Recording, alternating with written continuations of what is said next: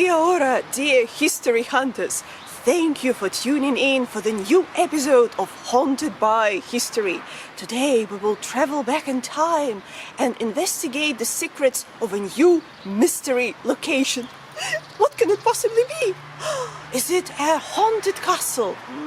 Is it a treasure trove? Yes and no. This is the suburb of Papanui and its very own St. Paul's Church. And if you're thinking that there are no mysteries associated with this location, you're much mistaken. Any moment now, our very own Mr. Langford, the famous psychic investigator and local history buff, will start revealing the mysteries of the past. Has anyone seen him? William! Sorry, didn't mean to startle you, but what are you doing here? What? Well, this is St. James Park, not St. Paul's Church. We waited for you for a very long time. I see. No. See, I was wandering around St. Paul's Church, guided by my trusty silver spoon. Yes? But then suddenly, vroom! Vroom! I was led here by a vision. It was all the horses, you see. Horses in the playground? Oh, do you mean like rocking horses? What? Oh! I see what you mean. No. What you need to do is to peel back the veils of time, like I do, yes. Horses. Horses? Grazing fields. Grazing fields? Buggies. Carts. Well, can't you see them? Oh, Well, you see, this wasn't St. James's Park until 1924. In 1850s, this was part of St. Paul's Church land. It was known as the Glebe. It was where the vicar kept his horse. Sort of like a garage, if you like, except without the roof or the walls or the usual bicycle in the corner. But on a Sunday, the parishioners used to park their carts and horses here, like a car park. But again, without the cars. But wait. There's more. Trains. Trains? Do you mean they park their trains here too? The trains. The bells. Yes, here. Here? Yes, here. The ley line. That's a psychic line that you can't see. Except you can see this one. And it's not a ley line. No. It's a railway line. Oh, but that makes perfect sense. It does? Oh, yes. You see, back in the early 1870s, the main North Railway line arrived. Oh, this one. And it effectively cut off the glebe land from the main church property. Right. Chuck. Mr. Langford, slow down, please. Stop, train, stop. Yes? Mr. Langford, you're beating about the bush. I am? Yes, you are. What I mean to say is there is no bush, and we have heard rumors about the enormous Papanui bush, and here we are with no sign of a bush. Well, yes, no bush. Well, perhaps we'll see it on the other side of the church. I distinctly remember having a vision there. Oh, okay. Come on. Okay. Does this look like a bush to you? The road, the shops? I see your problem. Yes. It's a very difficult situation. Well, perhaps I should consult my specialist psychic investigator's equipment. Oh, yes, please. Yeah.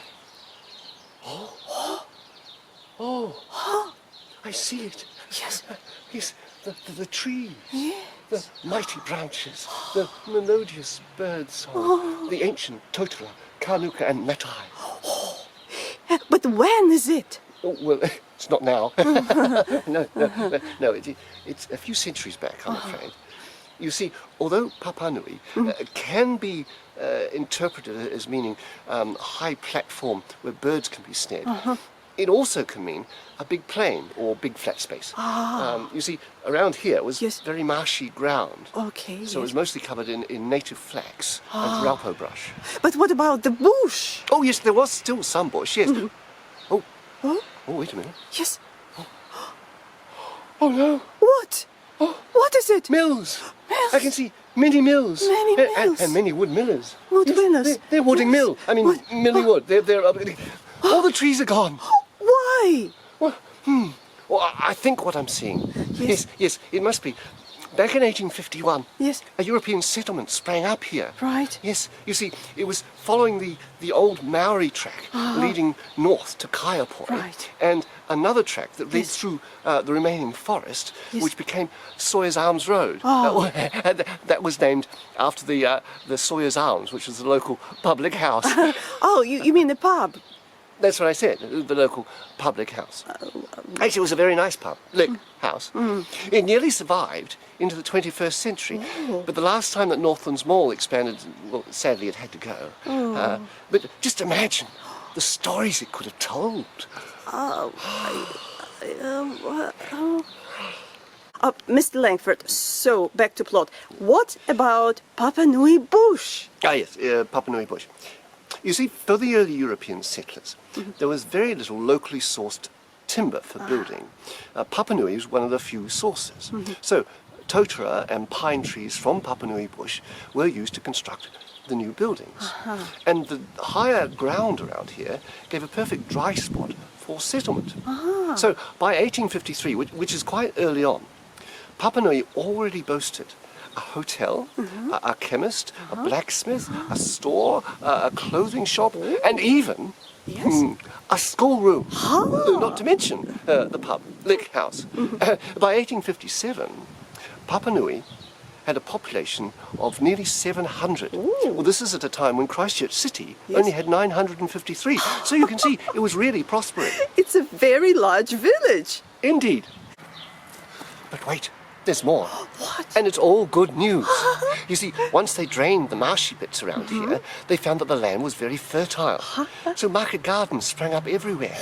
And with the burgeoning population, St Paul's Church became an important community hub. So, when early European settlers arrived in Papanui back in the 1850s, did this church remind them of home? Ah, well, it's a bit more complicated than that. You see, this church is old, Yes. but there was one before it. Oh. In fact, yes, I think I can see emanation. Does it mean it's haunted? No, it means it's emanating. Oh, like it's haunted. Well, I wouldn't quite go that far. Well, let me take a look. Yes, please. Oh. Oh? Oh, yes. Yes, it's very, very haunted indeed. Oh, by whom? By history. Yes, I can clearly see Yes. there is Yes. Yes, Yes. a rough wooden shed and chickens. Oh. Is that haunted? No, but it is haunting. Oh. I think what I can see is the original church. You see, that was just a small shed. It was a wooden building. And one of the parishioners kept chickens underneath. So you can see it wasn't grand at all. Oh. But that's understandable. You see, the community was growing quickly. And the Yes. church was built in haste. Well, when it was completed, it was the first church on the Canterbury Plains outside of Christchurch. So, what about this graveyard? Is it also very old and haunted by history? Oh, absolutely. And what about the first person who was buried here? Now, that's quite a tragic story, actually. It was the first vicar of the church, the Reverend George Dunnage. He arrived in 1852, but the voyage across had been very difficult for him. When he arrived, he was already seriously ill. He died in 1853, shortly after the opening of the new church. You can actually see his gravestone just over there. This is the resting place of many notable Cantabrians. Well, there's the politician, Sir Robert Heaton Rhodes. He was knighted 3 times over. And then there's the double Victoria Cross bearer, Charles Upham. And the engineer, Edward Dobson. Well, he was partly responsible for the Littleton Railway Tunnel and for the road and rail length over Arthur's Pass. Oh, wow, goodness me. Yeah, yes. Oh, but wait, there's more. Yes. There are also several Commonwealth burials from the 1914-1918 war. That's why they hold dawn services here on Anzac Day. But of course, churches aren't just about burials. They're also about christenings and weddings and other festivities. Why, Sir Ernest Rutherford himself married his own beloved May Newton here in this church in 1900. Oh, the merry wedding bells and the petals and the dancing. Wait, William, Mr. Langford, are you saying that Sir Ernst Rutherford had his wedding in an old wooden shed with bells and chickens? No, I'm not saying that at all. No. He had his wedding in this very church that we see here today. Ah, Although the bell tower... yes. Well, perhaps I should start at the beginning. Yes, please. By the mid-1870s, the original Papanui village church was falling apart. So they decided to replace it with a new St. Paul's, or this one, Yes, in 1877. Yes. They hired Benjamin Mountford. Now, he's the architect behind the Canterbury Museum and the provincial government buildings. Now, he chose to build in wood, not in stone. And he gave it strong, vertical lines Yes. and simple, robust detail. Yes. And that included a bell tower. Oh, yes, that's right. We have heard some sinister rumors about the arrival of the first bells. Was there some misfortune involved? Yes, indeed. Yes. Now, in 1877, the bells were ordered and they departed England. Right. The Matsons, a local family, they'd paid for the 5 largest. Everybody waited in eager anticipation. Yes. And then, disaster.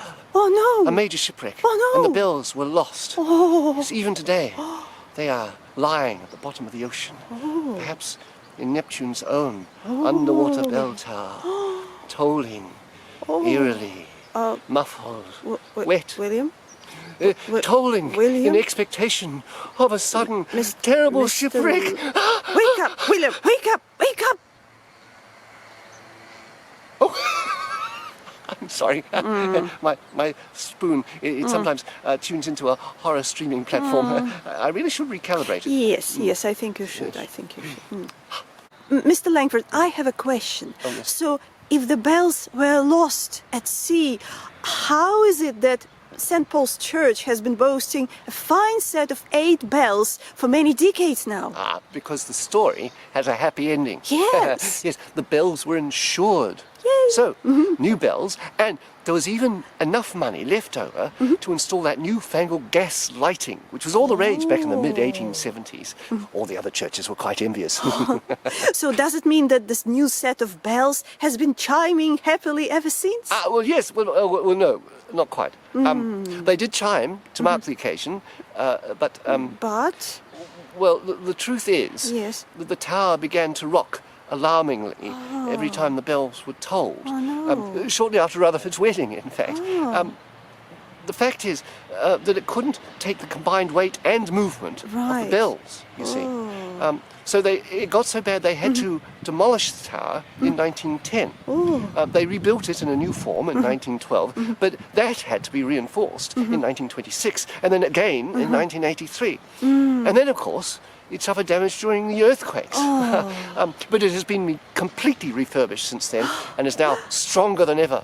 It seems, no matter the difficulty, the bells of St. Paul Church never stopped chiming for good. Even today, when most of the old Canterbury church bells are silenced by the earthquakes, St. Paul's peal of bells continue to be heard far and wide.